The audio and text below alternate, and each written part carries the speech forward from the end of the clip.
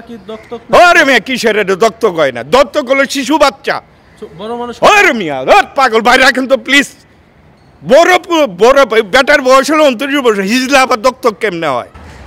মনে করেন লুপ অনেক কিছু করে, লুপ মানুষের লুপ কিভাবে মিশবে, কিভাবে মানুষকে টেপে ফেলাবে, লুপ অনেক কিছু করে। 3 জনে মারছে, 3 জন ডাইরেক্ট মারে নাই, কেন টর্চারিং করে, মেমোরি টর্চারিং করছে। অনেকে বলছে খাওয়া দৌড় রাখেন, খাওয়ার ভিতরে টর্চারিং করছে, ঠিক আছে, চলার ভিতরে টর্চারিং করছে। বিপ্লব স্যার করেন আমার সামনে গাড়ি থেকে নামায় দিচ্ছে, আপনারা বুঝেন না। আমি বলছি, আমি ক্লিয়ার আপনাদেরকে, আমি প্রিয় দেশবাসী, প্রথমে আমার সালাম নেবেন, আসসালামু আলাইকুম। আমি আজকে ক্লিয়ার করে আমি বলতেছি, অঞ্জনা ম্যাডামের সঙ্গে আপনার একটা গ্রুপ ছিল, ফেসবুকে একটা গ্রুপ ছিল, এবং যাদের সঙ্গে মনে করেন যে কথা হইতো এবং কি দেখা হইতো এবং যাতায়াত ছিল যাদের সঙ্গে, এর ভিতরে ছিল কে বিপ্লব শরীফ, আর বিপ্লব শরীফের সঙ্গে ছিল, তারপর আপনার যোগাযোগ ছিল সাইফুল মামার সঙ্গে, যোগাযোগ ছিল আন্না বাবির সঙ্গে, যোগাযোগ ছিল আপনার মুক্তি আপার সঙ্গে, শেষ সময় এসে কেয়া ভাবির সঙ্গে যোগাযোগ ছিল। তারপর আপনার যে সে যে বলে তাকে পালিত ছেলে মনির দত্তক নিয়েছিল।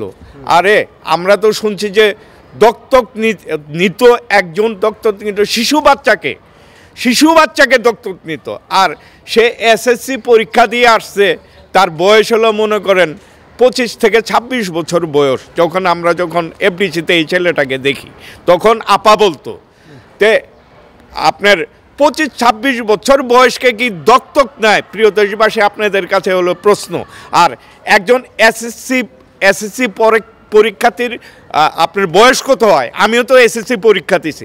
কত বয়স একটা এসএসসি পরীক্ষার্থীর বয়স কি 12-13 বছর হয়? তার ফুপুর কাছে হুমায়ুন আপনাদের রিপোর্টার নিউজ নিছে যে সে এসএসসি পরীক্ষা দিছে, দেওয়ার পরে সে ঢাকাতে আসছে।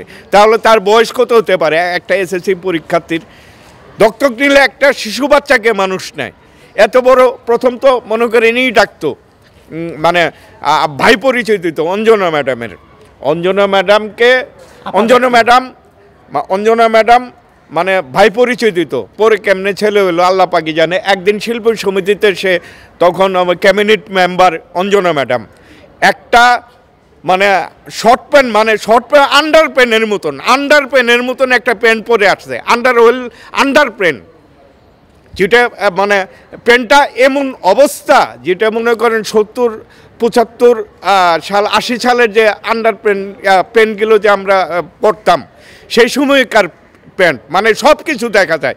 এই প্যান্ট পরে সে শিল্পী সমিতিতে আসছে।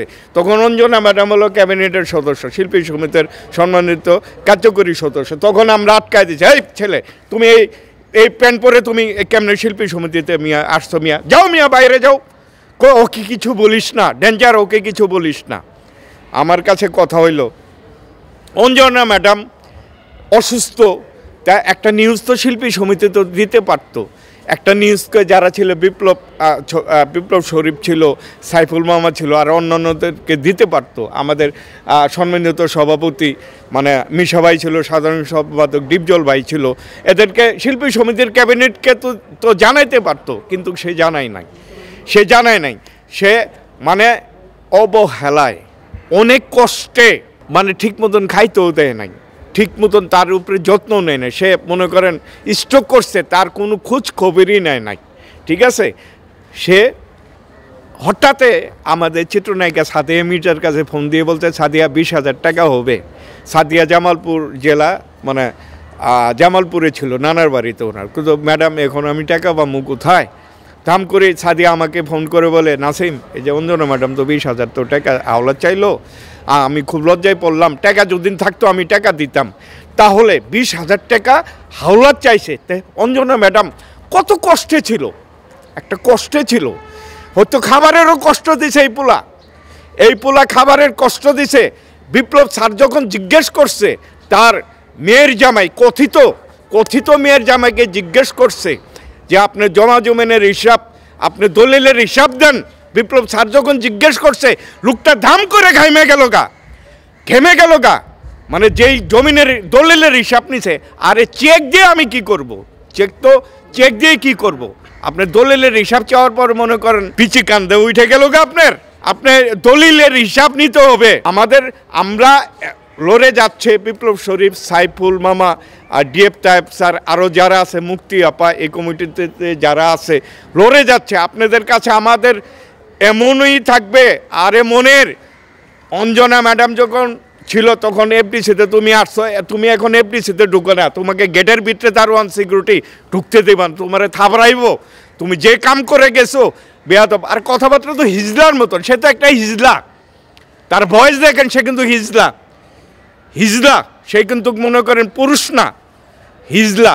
আমরা হিজলাদের সম্মান করি, কিন্তু কতগুলো হিজলা আছে, সে হিজলা মানে কি বলবো, এদের সম্বন্ধে বলে কোনো কিছু নাই। তারা মনে করেন আমাদের অনেক নায়িকার রেজিস্ট্যান্ট হয়ে অনেক কাজ কিন্তু করতেছে, আমরা কিন্তু দেখতেছি। এই যে অঞ্জনা ম্যাডাম রে খাইলো, কোনো ট্যাপে খাইছে, একদম জ্যান্ত লোক, কোনো সুস্থ একটা মানুষ হঠাৎ অসুস্থ হয়ে ডেড হয়ে গেল, আমরা জানলাম না। সুস্থ মানুষ অঞ্জনা ম্যাডাম, না মেডিকেলে 20 দিন 25 দিন, না বাসায় 2 মাস 3 মাস বিছানায় পড়ে আছে, তাও তো না, দাম করে চলে গেল গা। ভাই আপনারা এই যে 20-30 বছর 35 বছরের পুলারে কোনোদিন দত্তক পুলা নিবেন না। দত্তক পুলা যদি নিতে চান, শিশু বাচ্চাকে কোনো এতিমখানা কোনো জায়গায় হাসপাতাল থেকে নিয়ে আসবেন, এসব হিজলা মিল্লারে নিবেন না, আপনাকে মেরে ফেল দেবো। এই হিজলা মেরে ফেল দেবো, যেমন অঞ্জনা ম্যাডামকে মেরে ফেল দিছে। এই পুলা কিন্তু পুরা হিজলা, ঠিক আছে? আজকে না পাত্তা আসে নাই। এই যে সেদিন আমাদের যে ইটা হইল, কনফারেন্সটা হইল, এই 3 জন, তার মেয়ের জামাই, সে আর ড্রাইভার আসে নাই, কিন্তু আসলে তারা কিন্তু মনে করেন টাকা পয়সা শুনছি যে তার মেয়ের জামাই 1.5 কোটি টাকা নিয়ে গেছে হাতায়। তার চেহারাটা দেখছেন না ভাই আপনার রিপোর্টার? যেই বিপ্লব স্যার আপনার দলিলের কথা জিজ্ঞেস করছে, তখনকার চেক দেখায়, সে কিন্তু ঘাইমে উঠে গেল এই শালাও একটা খুনি। এই এরা মানে সরাসরি খুন করে নাই, সো মনে করেন একটা প্যারা দিয়ে তাকে মনে করেন স্ট্রোকটা করেছে, একটা যন্ত্রণা দিয়ে তাকে মনে করে হার্ট অ্যাটাক করাইছে। আপনারা সারাদিন প্যারা দমু, সারাদিন যন্ত্রণা দমু, খাওয়ার ভিতরে আপনাকে আঘাত করবো, সব জায়গায় আঘাত করে অঞ্জনা ম্যাডামকে ডেড করছে। আমরা আর কিছু বলতে চাইবো না। অঞ্জনা আপার কি সম্পদের জন্য কি এগুলি? অবশ্যই সম্পদ, অনেক সম্পদ ছিল। সে একটা স্টার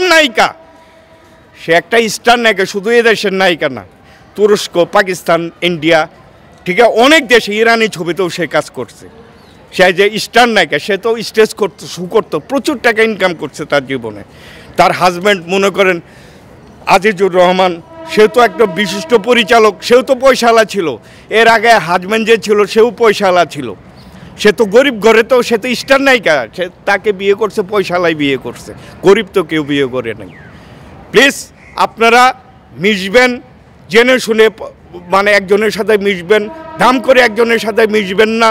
দন্তক পোলা মানে বানাইবেন না। 30-35 বছর হাসি পায়, এই পোলার বয়সটা 28-29 বছর, সে আবার দন্তক পোলা কেমনে হয়? ভাই কি বলেন?